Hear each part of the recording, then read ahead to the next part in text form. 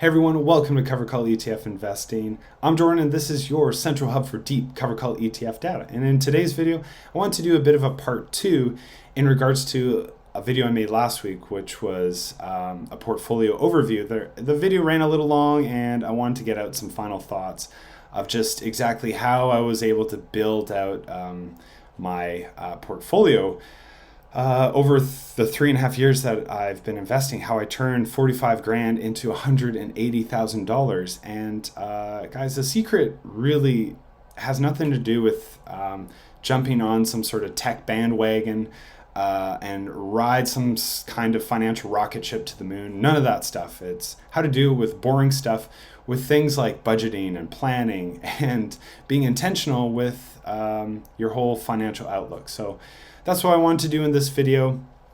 I got some announcements to make. We're going to go into Wealthsimple to show you what that growth has actually looked like from the time I joined Wealthsimple in 2023 in January till now, as I was only able to show from the beginning of 2024 until now.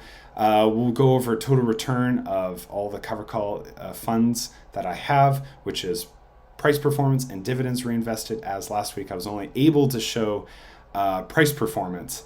Then I also wanted to highlight a really good comment from a regular contributor in this video as well, to go along with something I wasn't able to share, which is the cheapest house you could possibly buy in my target neighborhood, which compared to a rental house you can get in my target neighborhood. And just to show the idea of exiting home ownership to get into a rental so you can actually buy back more of the quality of life, and just also use the CoveredCall ETFs to offset the cost to get into, say, a house in this crazy Vancouver market.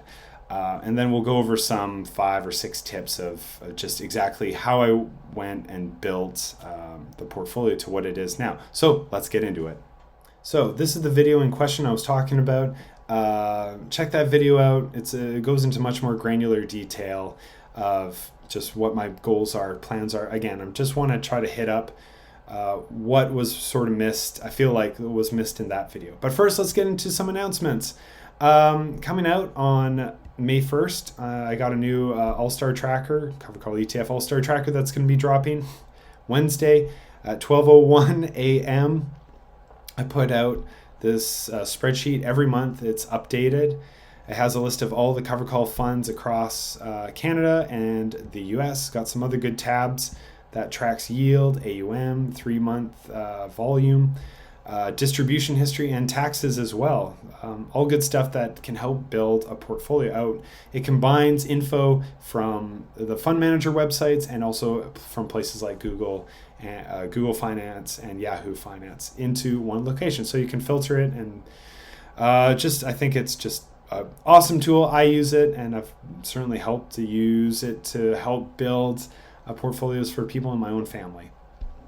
So it's $13 a month, and even just to try it out once.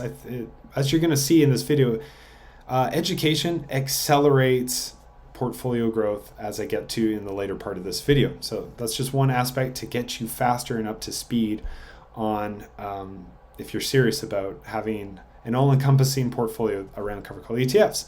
But to also go along with that, if you are a Patreon member, on Saturday, May 18th, I'm going to be doing a live meetup on Zoom. It's going to be small group in nature. I don't really want more than 6 or 7 people. So this is a good chance to meet other people who are using this strategy of CoveredCall ETFs to supplement their income in other ways. And I'm very curious myself to know how everybody else is doing the whole CoveredCall ETF strategy. If you are not a Patreon member, join the Patreon. You can send an email to coveredcalletfinvesting@gmail.com and just be part of that conversation. Get to meet me, pepper me with questions, but what I think is just more valuable is the collective nature of hearing what other people have to say, their perspectives. So that is just another added bonus if you become a member on my Patreon. So at least just to try it out once and do the live meetup, there is still space available. If for some reason we go over that 6 or 7 member threshold, I'll probably just open a new block at say 10 a.m. on that date. So I think there's going to be opportunities. The Patreon community, paid Patreon community, I should say, is pretty small. So there's still lots of opportunity to get in on that event. Now, before I get to the next section of this video, I wanted to highlight a comment from my last video, just in regards to what I talked about of, using covered call ETFs to exit home ownership, to get into a rental house and have those covered call ETFs offset that cost. And we're going to look into some examples of what that tangibly looks like. But I wanted to highlight a comment from a regular contributor who is also, I guess, thinking about doing something maybe similar. So here we go. This is from Dividend Shark.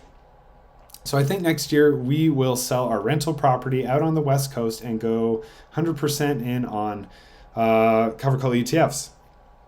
My wife's TFSA is not yet maxed, and I value peace of mind, diversification, and liquidity of these funds over real estate at this point. Lots of comments on here about renting versus owning, etc. My philosophy is that if your investment pays your rent, it doesn't really matter. You essentially are living for free at that point. I own multiple properties, but I am seriously considering scaling down and renting just to get rid of my overhead, repairs, and tenant stress, etc. Covered call ETFs are liquid, cash flowing assets that you can control from the touch of your smartphone. And the fund managers designed these things to pay us. We are living in the 21st century. It doesn't get any better than this.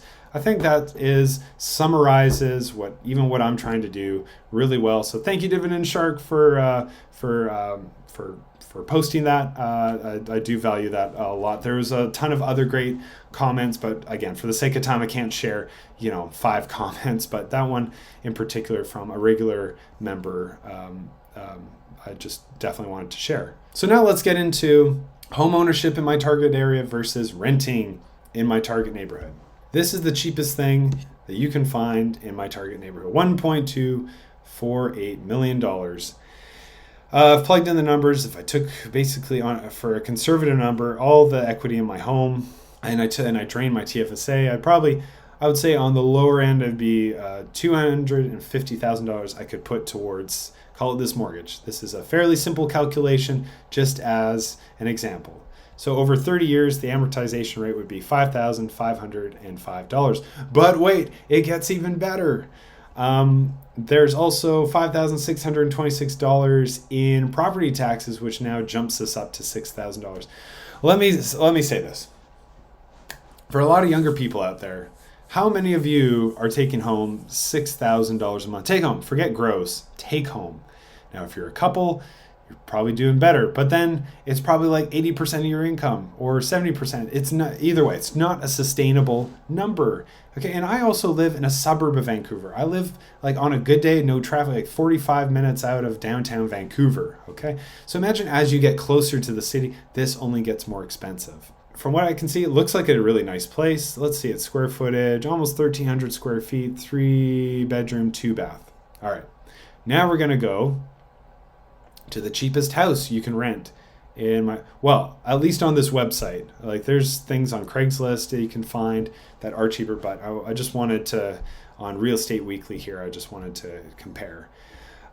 So this one in particular is $3,850, much more manageable compared to what we just looked at.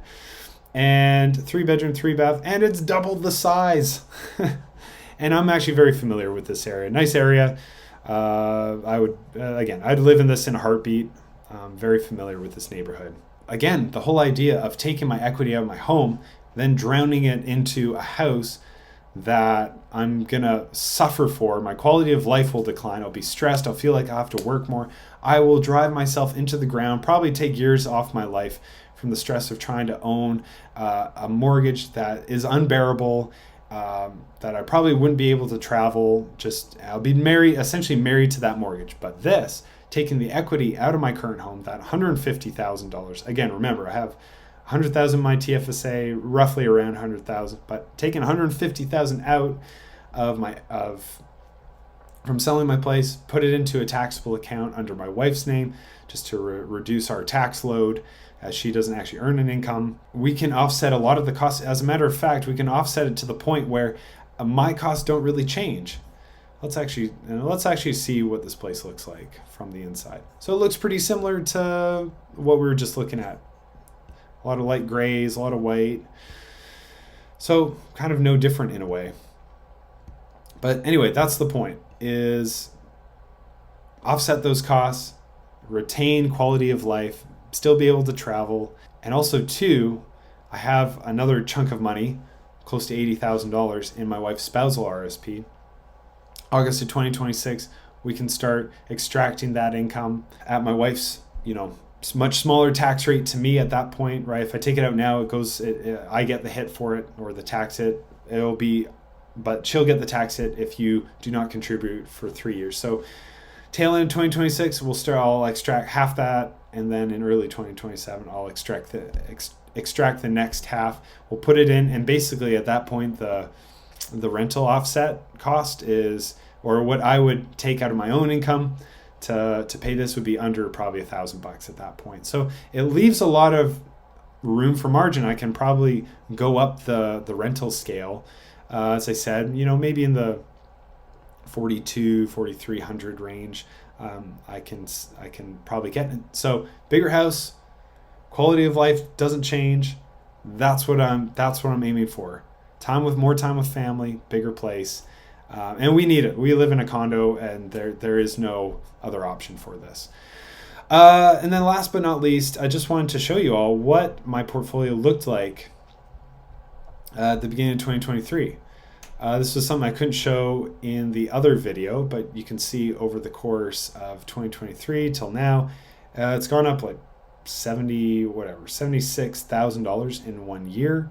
I wasn't able to show it because I didn't see this widget here at the top, which controls the time frame which you can see those. So you can see those in the free version if you decide to use Wealthsimple. The other thing that we'll come back to this, but the other thing I wanted to show you all was total return of all the individual funds I have. So if we scroll over here, again, you can only get this if you're a paid premium member on Wealthsimple. So there it is. This column right here is the total return of every single individual fund. And guess what? They're all in the green, which is obviously exciting to see and to also share as well. Over here is the price performance. So I should say HYLD total return is obviously not like 50%. It's just the way that this works is if you invest a lot into a particular fund and then you start trimming away at it, the total return by reflection of what money it's generated to the new amount as will be reflected here. So HYLD was basically my entire TFSA at one point. I obviously trimmed it down, but just so you know, this number is not obviously a true reflection of $13,000 in 1 year of book value was not able to generate this much in income. That just did not happen. So unfortunately, HYLD it's not a great comparison, but everything else is fairly accurate. ENCL up almost 19% total return, and I probably bought that. I bought ENCL fairly recently, actually. I want to say late 2023, November, maybe something like that. HTAE is my solo tech fund. Again, bought it in probably September, up total return 15.69%.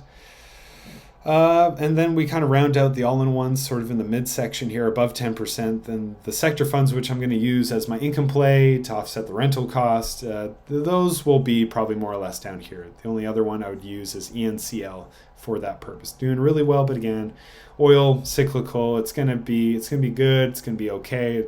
Oil's traded at pretty much the same price for the last 20 years. So I'll catch it when it's down and I'll catch it when it's high. So not really too worried about there. And then obviously here's the price performance of those funds. We'll just kind of head back here. I'll touch on a couple of things that contributed to being able to build a portfolio like this over time.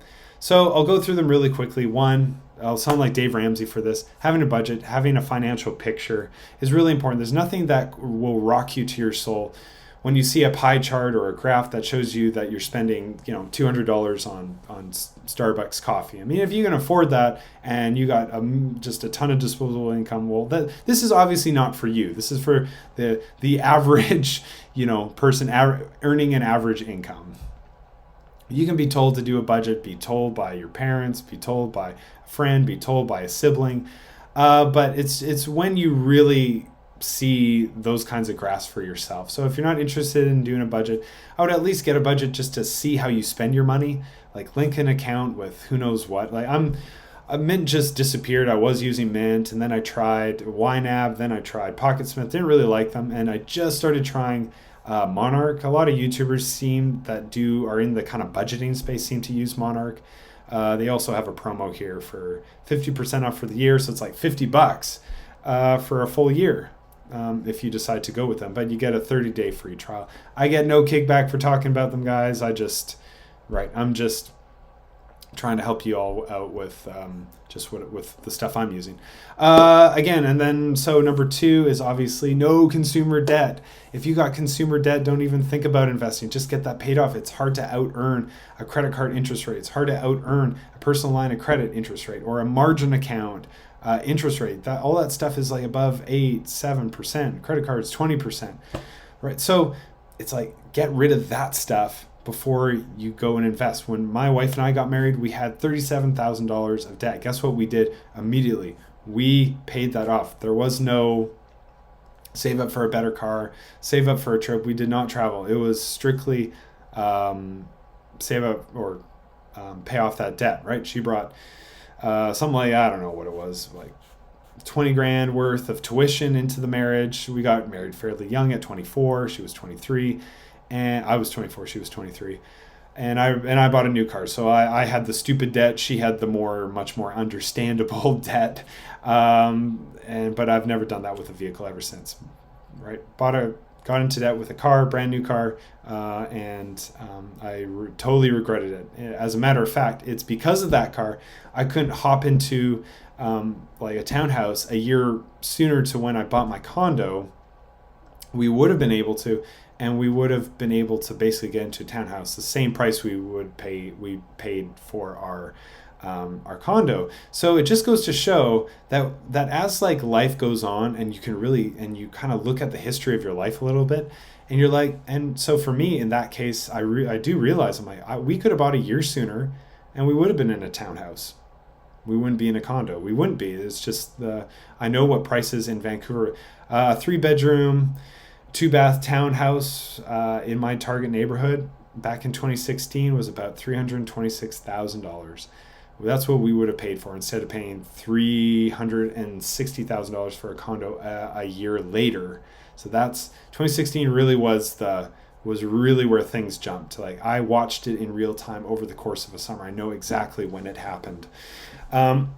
So that being said, number 3 is just being intentional with your contributions, right? Set aside a schedule when if you get money from elsewhere, that maybe it's not from your paycheck, maybe that's how you invest, like take that money, put it into, if you don't want to take a percentage off your paycheck, I think there's other ways that you can think about contributing. That's not necessarily, I have to do 10% every single paycheck. Although for most of us, that's what we kind of need to do. But if for some reason there is other income coming in, it's like, okay, I'm going to just put all that towards my investments. Then I have my whole entire paycheck for myself to do whatever you want with. But if not, it's just a simple percentage there. Most of you, again, if you're younger, this is more for you than the older crowd that watches these videos because they're naturally more established. Yes, everybody can benefit from it. Anyway, let's move on to the next one. Of course, reinvest your distributions. If you can do that, you can compound away. That's one of the, as Einstein called it, the 8 wonders of the world is compounding your finances to build out your wealth. Number 5 is just having a destination. Why do you want to invest? So you got to answer these questions. If you don't have a destination, I mean, think about this. When have you ever just taken a drive? Sometimes we do it just to get out of the house. I get that, but when on a really consistent basis do you just take a drive? You always have a destination in mind, and you get there fairly quickly, don't you? Right? So we need the same kind of attitude with our investments as well. And clearly from these videos, I think you all can see what my destination is, what I'm trying to do for my family, for myself. And number 6 is, which I think those other things are very important, but I think what's going to really become rocket fuel for this upward trajectory for your financial situation is just getting educated. Sounds simple, but stick with these videos if you like the cover call stuff. Stick with my stuff. Stick with Adriano's stuff from Passive Income Investing. We talk about a lot of the same stuff, and just dive into it. Soak it in. And what you'll pick up on is you'll find that a lot of the language keeps coming up again and again and again. And what are you going to end up doing? You'll start fine-tuning an attitude towards finance around the things that YouTubers talk about. I mean, if they are well-intentioned YouTubers, I don't mean the people trying to sell you some kind of crappy crypto trading course, or right?